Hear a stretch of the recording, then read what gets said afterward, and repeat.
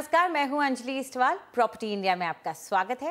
Real estate में निवेश करना हो या अपने सपनों का घर खरीदना हो, प्रॉपर्टी इंडिया आपकी मदद करता है सटीक और भरोसेमंद राय के साथ। और इसमें हमारा सहयोग देने के लिए हमारे साथ हैं हमारे नॉलेज पार्टनर आइसिस फॉरेस्ट के country head research and consultancy आकाश बंसल।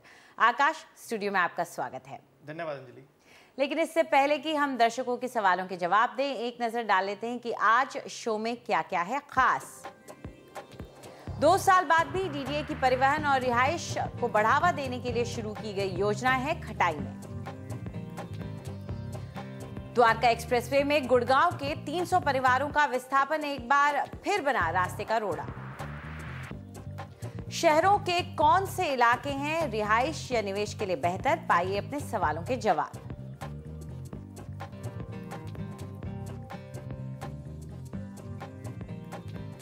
दिल्ली और आसपास के इलाकों में बढ़ते प्रदूषण और जनसंख्या के दबाव को देखते हुए दिल्ली विकास प्राधिकरण यानी डीडीए ने ट्रांजिट ओरिएंटेड डेवलपमेंट यानी टीओडी की योजना बनाई थी। इसके तहत कड़कड़डूमा और त्रिलोकपुरी में गरीब और मध्यम आय वर्ग के लोगों के लिए घर बनाने की योजना थी। इस नीति को लागू हुए 2 साल बीत चुके हैं। हमारी सहयोगी विनीतम ओझा ले रही हैं इस परियोजना का जायजा।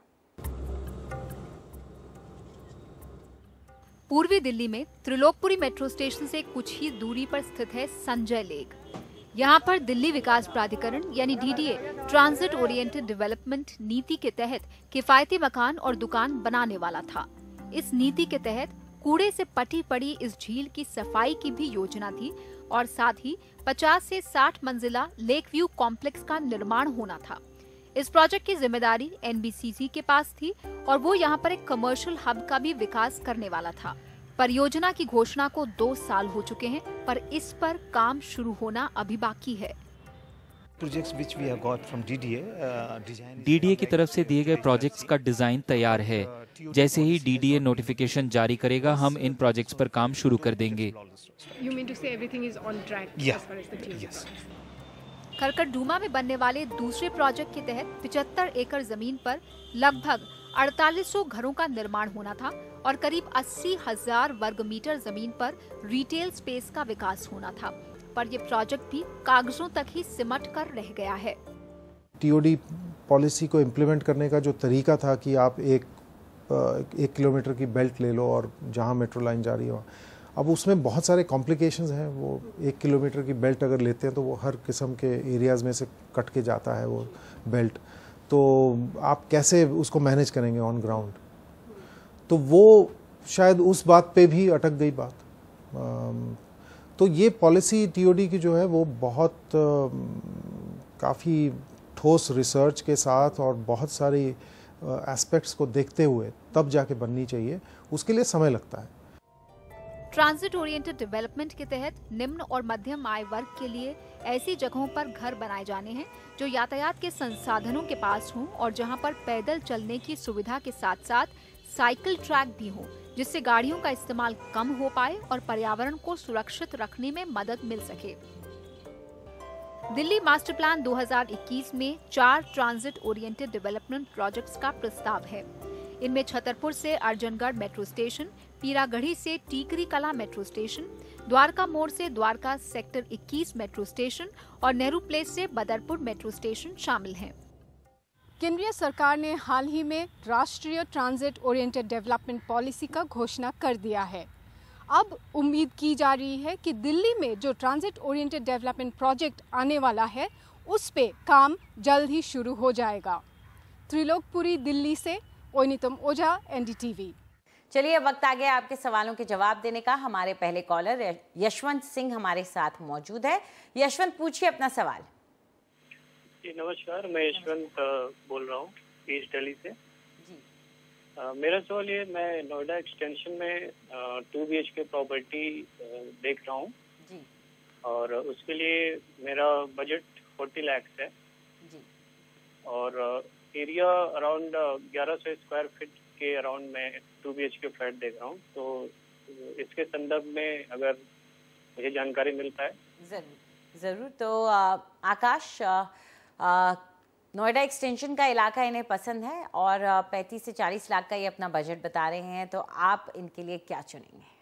देखिए, नोएडा एक्सटेंशन एक अच्छा एरिया है एंड अगर हम ऑल्टरनेटिव की बात करते हैं तो एक अफोर्डेबल ऑल्टरनेटिव है नोएडा से, क्योंकि नोएडा में प्राइसेस ज़्यादा हैं और नोएडा एक्सटेंशन में सप्लाई की वजह से और एक नए एरिया की वजह से वहाँ पे प्राइसेस थोड़े कम है और रीज़नेबल प्राइस है और एक अफोर्डेबल सेगमेंट है।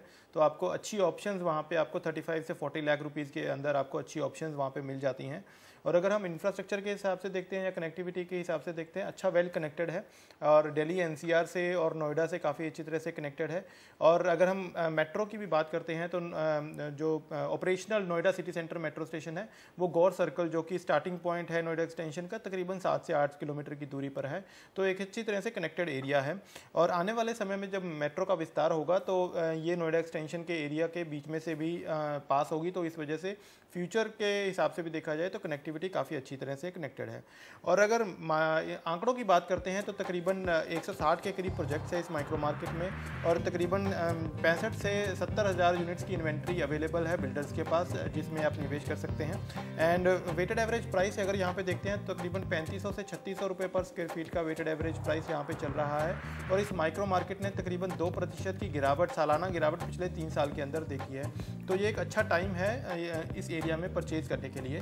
और अगर हम बात करते हैं आपके चुने हुए आपके प्रोजेक्ट्स की तरफ जिसमें आप निवेश कर सकते हैं, उनमें से एक है पंचशील ग्रीन, जो पंचशील बिल्टेक की तरफ से है, सेक्टर 16 नोएडा एक्सटेंशन में, और ये 2016 में बनकर तैयार हुआ था, ready to move in property है। दूसरा प्रोजेक्ट जिसमें आप निवेश कर सकते हैं वो है फ्यूजन होम्स।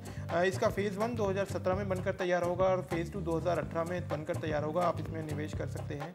तीसरा प्रोजेक्ट जिसमें आप निवेश कर सकते हैं वो है श्री राधा स्काई गार्डन, जो 2017 में बनकर तैयार होगा। तो ये तीनों एक अच्छे प्रोजेक्ट्स हैं और नियरिंग कंप्लीशन है जिसमें आप निवेश कर सकते हैं।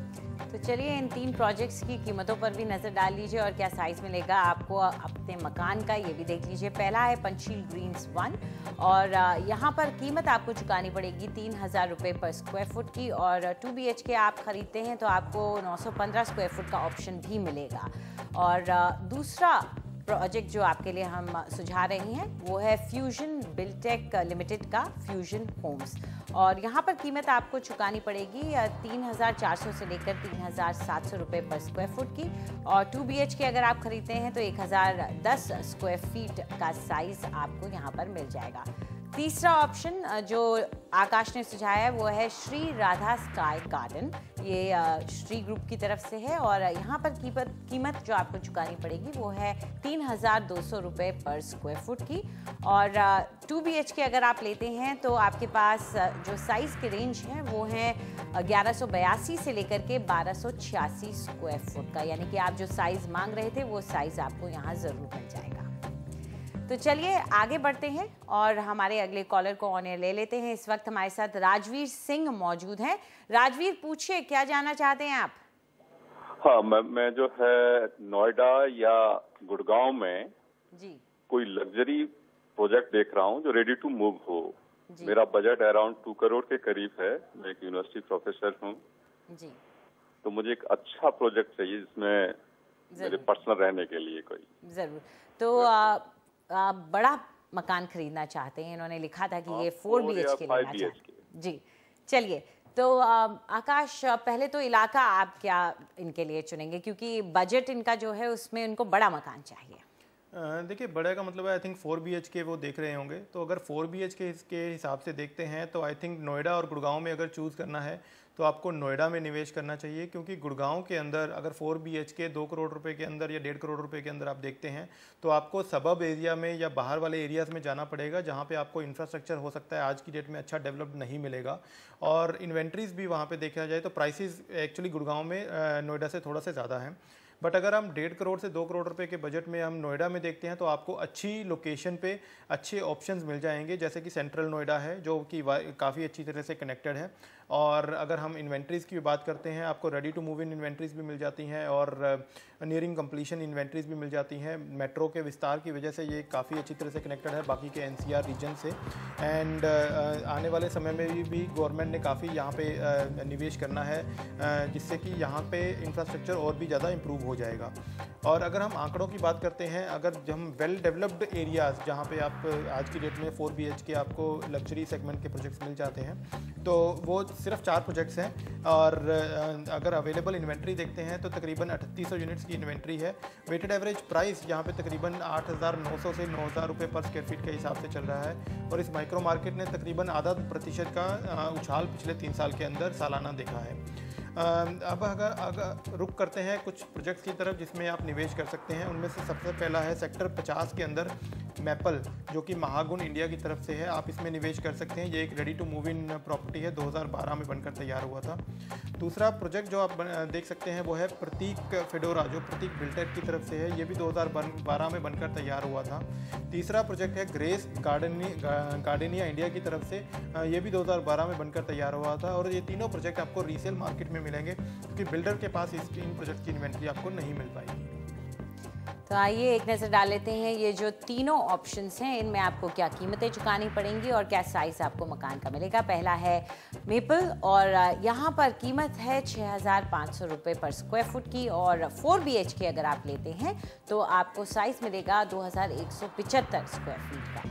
दूसरा ऑप्शन जो आपको सुझाया जा रहा है ये है प्रतीक फेडोरा और यहाँ पर कीमत चुकानी पड़ेगी 7150 रुपये पर स्क्वायर फुट की।